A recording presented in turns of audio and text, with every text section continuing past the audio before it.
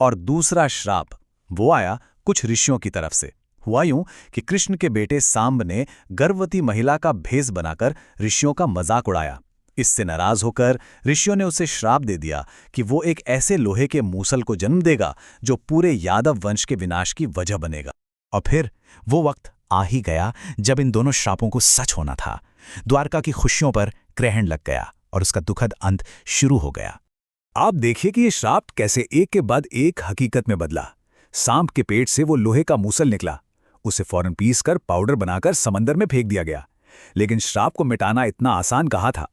उसका एक आखिरी नुकीला टुकड़ा एक मछली निगल गई।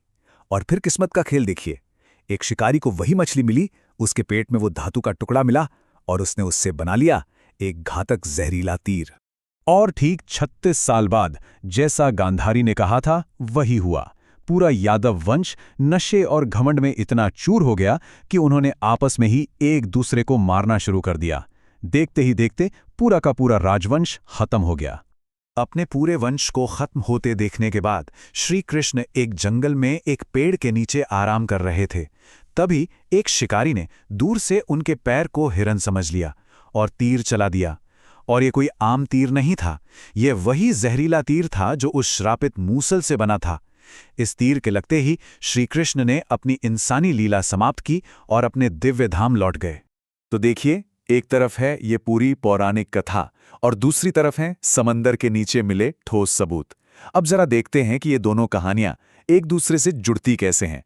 यहीं पर आकर कहानी और हकीकत मिलते हैं।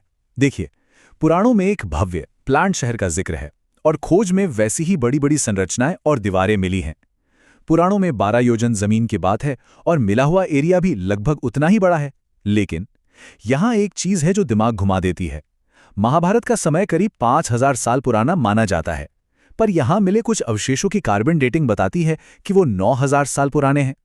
तो क्या इसका मतलब यह है कि द्वारका की कहानी हमारी सोच से भी कहीं ज्यादा पुरानी है?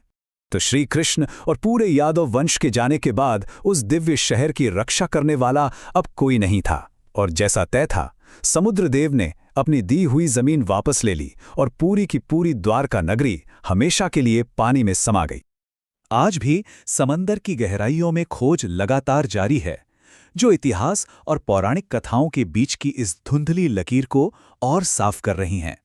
ये कहानी हमें ये सोचने पर मजबूर करती है कि शायद हमारी प्राचीन कथाओं में कल्पना से कहीं ज्यादा सच्चाई छिपी है।